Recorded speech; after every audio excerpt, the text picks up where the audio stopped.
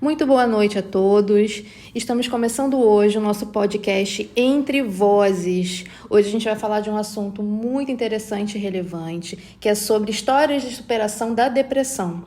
Eu estou aqui hoje com a Raíssa Castanho, minha parceira. Boa noite, Raíssa. Boa noite, pessoal. E aqui hoje a gente vai entrevistar o Pedro Henrique, que é aluno de psicologia. Já está quase terminando o curso, né, Pedro? Sim. É um prazer te receber aqui. Boa noite, pessoal. Prazer imenso. Muito obrigada por aceitar o nosso convite.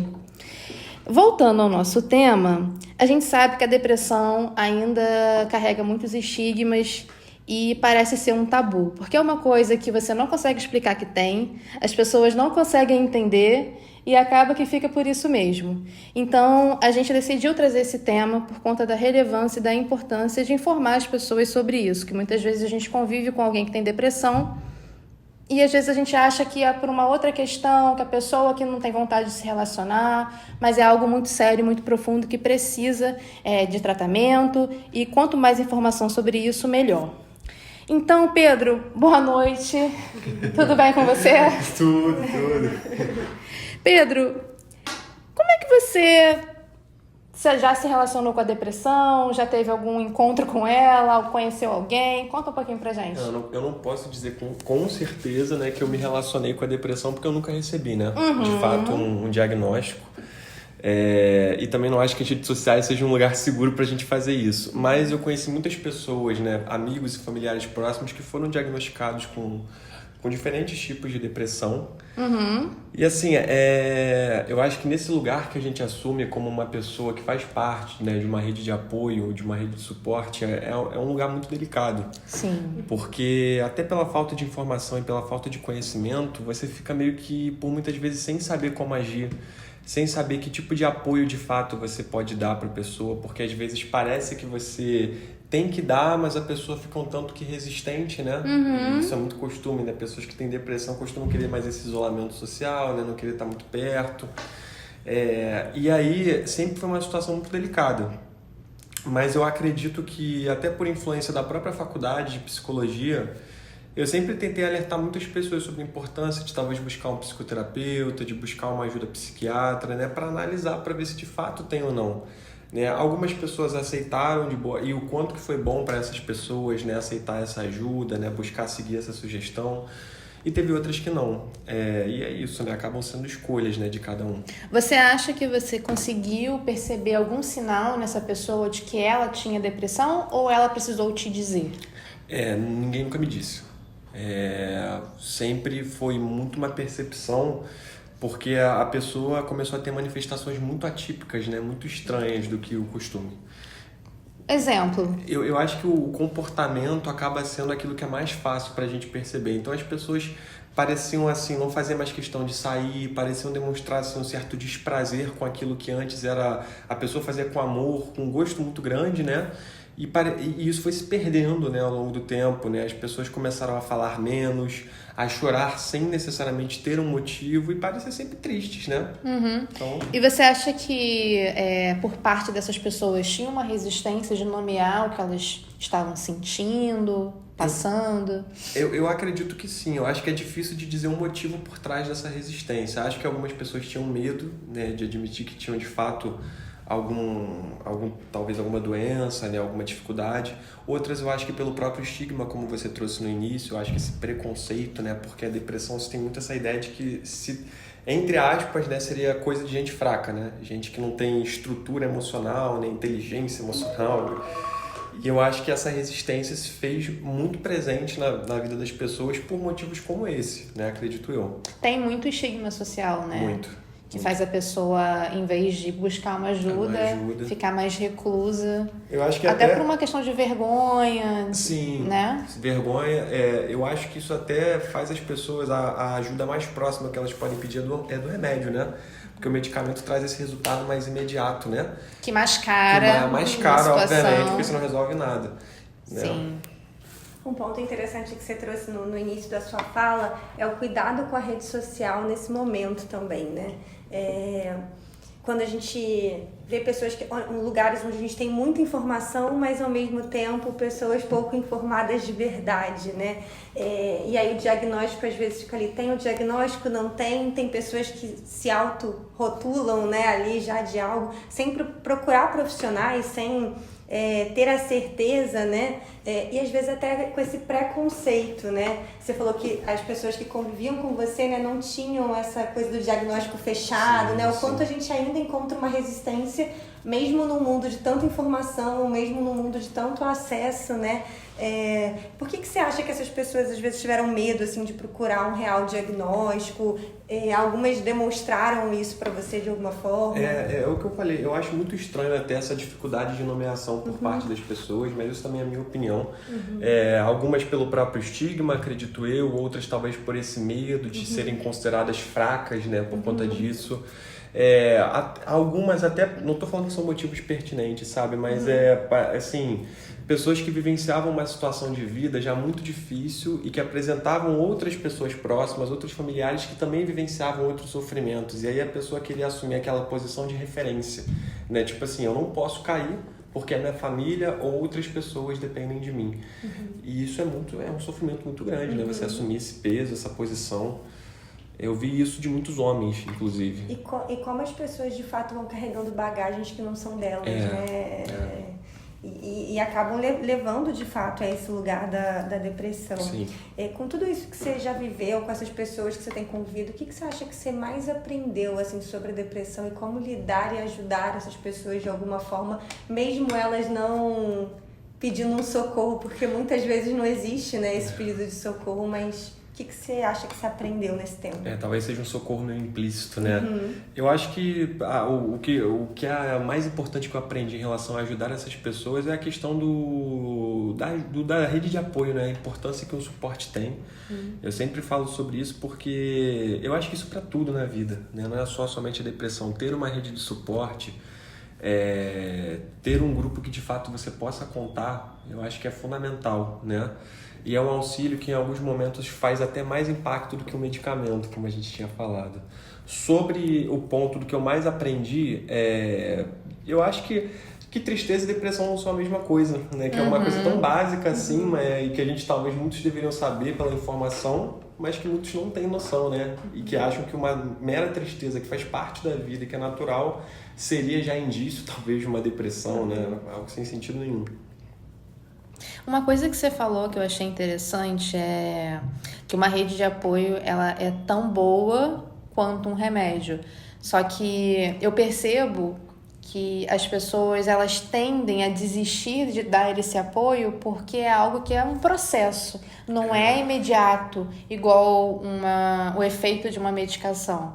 E como a gente está vivendo numa sociedade que cada vez mais rápido, né? O Instagram, que é vídeo que era 30 segundos, passa para 10, agora 5 segundos, e a gente não tem mais paciência para ouvir um áudio, né? Normal, tem que botar no 2.0. Então eu acho que toda essa ajuda que a gente poderia proporcionar está se perdendo porque a gente não está tendo mais paciência e nem disponibilizado o tempo suficiente para as nuances da depressão. Há uma necessidade de uma escuta, paciência, estar com aquela pessoa, porque a depressão, o que eu entendo, que eu aprendi na faculdade, ela não é um botão que você entra e sai dela, né? É um estado que você fica, que é aquilo, é uma visão negativa de você, do mundo e do futuro. Então não há perspectiva. E como sair disso? É óbvio que a gente vai indicar muitas coisas. Exercício físico, terapia, mas a rede de apoio, sem dúvida, é crucial. E eu acho que é aí que, às vezes, o negócio falha, né? É difícil, né? Eu acho que... E o problema não é da pessoa com depressão de forma alguma. Eu acho que essa paciência que você falou está muito envolvido. Porque a pessoa que está com depressão, tecnicamente, né, mais uma vez, colocando entre aspas aqui, ela está fora do padrão de funcionalidade, né, do tempo contemporâneo. Ela não vai conseguir produzir incessantemente como a gente espera, como a gente idealiza. E por ela não conseguir, eu acho que essa cobrança, que no final das contas só prejudica e gera mais sofrimento, acaba vindo até daqueles que deveriam apoiar. né? Então, aqueles que deveriam ser o suporte acabam sendo até um fator que pode influenciar ainda mais no adoecimento. E uma pessoa que, de certa maneira, já está sofrendo, se encontra ainda mais no fundo do poço, né? Se afunda mais diante dessa falta de suporte, dessa falta de pertencimento. E aí, como você falou, isso só fomenta ainda mais esse olhar desesperançoso para o futuro, para o mundo ao redor, para as pessoas, né? Porque se as próprias pessoas que deveriam me apoiar estão me julgando e exigindo com que eu melhore da forma mais rápida possível, né? Um piscar de olhos, né? Porque imaginam os outros, né? E sobre mim também, óbvio. Né? A visão que uma pessoa que tem depressão sobre si, a tendência é que piore cada vez mais, porque ela não é que ela queira se manter nisso, né? Uma vez eu escutei, né, de uma professora, né, que falava que assim, o paciente com depressão, ele é aquele que é mais engajado no processo psicoterapêutico. Por quê? Porque ele quer sair daquilo, ele quer sair daquele estado, ele não quer se manter. Entendeu? Porque ele sabe todo o sofrimento que por muitas vezes, ou grande parte do sofrimento que por muitas vezes é gerado, né? Então ele não quer se manter nesse estado. Isso é muito interessante. E aí a rede de suporte tem esse intuito, né? De fortalecer. O que eu percebo, Pedro, é que por ser algo invisível, né? Não é uma ferida na pele, não é um braço quebrado, é muito difícil, como eu falei no início, da pessoa conseguir explicar. Ela quer sair, mas ela não sabe como, e os outros não estão vendo nada fisicamente, né? E eu já ouvi, eu tenho pessoas na minha família que já tiveram depressão durante muitos anos, diagnosticado, e já ouvi comentários assim, isso é frescura, é só pegar e levantar, vai pegar um sol, vai fazer uma caminhada, ouve uma música, e esse tipo de comentário só me mostra o quanto é difícil se ter a noção de algo que você não experimentou. E são pessoas leigas no assunto, né? A gente estuda psicologia, mas eu ouvi isso de pessoas leigas. Só que uma pessoa depressiva, ela convive com pessoas leigas. São pessoas que... E às vezes ela é uma pessoa leiga. Às vezes ela é uma pessoa leiga, pessoas que não buscam informação. E acho que isso dificulta, né, também. Mais ainda o processo de cura dessa pessoa, né? Sim, com certeza. E por mais que essas atividades de fato possam ajudar, uma coisa que você frisou muito bem, a experiência do outro, né? A depressão hoje parece que ela tem ganhado uma ideia não de categoria diagnóstica, mas de um aspecto dimensional, né? Ela ser uma dimensão por ser uma experiência que, por mais que a gente siga determinados critérios diagnósticos, ela ainda assim se faz diferente, né? Se eu tivesse depressão e você também tivesse, por mais que o diagnóstico tivesse sido feito da mesma maneira, seguindo os mesmos critérios, ainda assim seria uma experiência única para você e para mim, né? Sim. E o como que é estranho, né, essa questão das pessoas, esses olhares que se tem hoje de julgamento em excesso, né, e dessa necessidade de você ficar bem, né? Você precisa ficar bem e escutar uma música vai te fazer ficar bem, né, sabe? Faz sentido. Uma outra questão que eu penso também, por exemplo, você falou que você já teve alguns episódios, né, mas não teve o diagnóstico. Não. E eu penso, né, eu vejo assim, como que é difícil o acesso a essa possibilidade de se diagnosticar com um psiquiatra, os valores envolvidos nisso tudo, não é todo mundo que tem condição de fazer uma terapia. É óbvio que a gente tem no SUS psicólogo, mas uma fila tremenda, né? É mais dificultoso, assim, e nesse caso da depressão, que acaba muitas vezes exigindo uma medicação, você tem que ir a um psiquiatra, né? Se automedicar tá fora de questão. Então você precisa ter um acesso à psiquiatria. E nos postos de saúde a gente vê que são filas e filas. E para ir para um particular não é todo mundo que tem condição, né? Então fica também difícil quando você não consegue ter esse acesso. Aí você não sabe o que você tem e não consegue tratar. Porque você não consegue acessar por N questões financeira e até de demanda mesmo, né? No público a gente sabe como é que é a situação, apesar do SUS ser muito importante, né? Mas a gente sabe como que é, ainda mais numa cidade grande como Niterói, Rio de Janeiro, a dificuldade, né?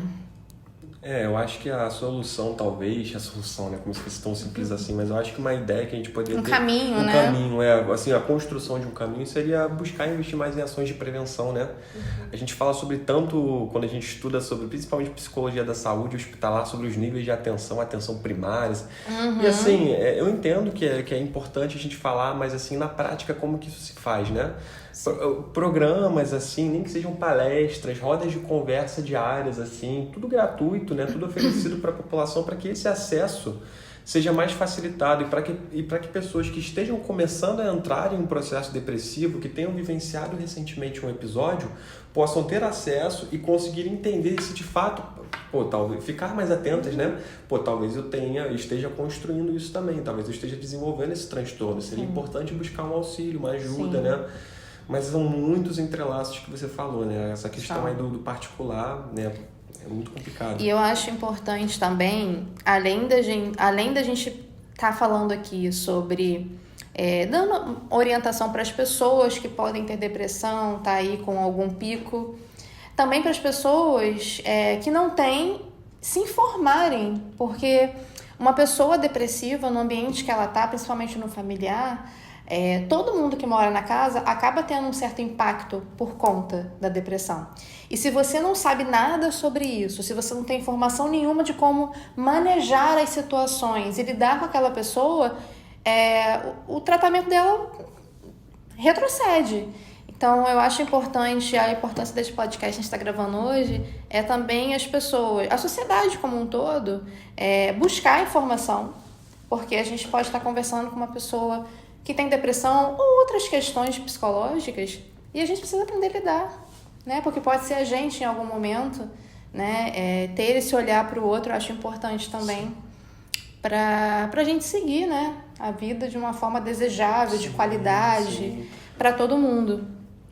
Eu acho que é levar isso que você falou em conta, né? Entender que eu posso vir a ter, que eu posso conhecer pessoas que venham a ter e de que é um problema de grandeza mundial, né? De ordem mundial. Sim. Isso e a ansiedade, né? Sim. Principalmente no nosso país, né? Então tem que ser levado em conta. Esses dois aí estão em Eu alta. falo, são dois nomes que a gente escuta muito, mas que a gente vê pouco, às vezes, um diagnóstico real ou um entendimento real do que é a depressão, a ansiedade, né? Sim. E engraçado isso, né? Porque ao mesmo tempo que eu acho que a gente vê também muito pouco esse diagnóstico concreto, porque eu acho que diagnosticar é muito difícil, né? E também ao mesmo tempo, como tem esse aspecto dimensional, né? Isso acaba complicando, né? Parece que tem essa crítica. É importante a gente categorizar para a gente seguir para uma linha, mas ao mesmo tempo a gente se esquece da própria subjetividade humana e como que ela vai interagir com aquela doença, né? E isso pesa, isso influencia, né? É o que eu falei, uma pessoa que tem depressão, né, que vive dentro de uma realidade específica, por mais que ela tenha depressão, vai ser algo dela, né? Ela vai seguir dentro dos critérios diagnósticos, a tendência é que a gente siga, né, para que ela seja diagnosticada, mas vai ter algo que dentro que é dessa, só dela. dentro dessa vivência de sofrimento que é só dela e que tem que ser respeitado, né? Sim. Então, a gente já está chegando aqui ao fim do nosso episódio. Você teria alguma coisa para dizer para a galera que está ouvindo? Quem nunca ouviu falar de depressão ou quem nunca foi a fundo saber sobre isso? Você daria alguma dica, alguma coisa? Eu acho que a melhor forma de entender um pouco mais sobre isso a leitura eu sempre acho muito importante, mas eu entendo também que leitura não é algo que agrada a todo mundo, não é algo que atrai todo mundo, por mais que tenha relevância. Então, podcasts, eu acho que tem muitos vídeos hoje, né, educativos, né? Tem um canal Minutos Psíquicos, né, muito conhecido, que explica sobre a depressão, sobre a ansiedade. De uma forma bem Bem leve. bem informal, Conheço. né? É muito engraçado, porque é bem visual. E eu acho que, assim, é um caminho para quem quer conhecer mais sobre, para quem precisa, para quem tem alguém que, de fato, vivencia esse sofrimento, né, por conta da doença. Com certeza, Pedro, concordo super com você. Infelizmente, o nosso tempo hoje está acabando, mas queria deixar aqui o convite para o nosso próximo episódio, que vai ser O que ainda me move? Perdas e desejos, né? Para a gente dar continuidade nessas etapas que a depressão acaba passando e como é importante estar atento aos sinais que a gente vê. Então, muito obrigada, Pedro, Obrigado, pela eu sua que agradeço. presença. Raíssa, minha parceira aqui. E é isso, gente. Até a próxima.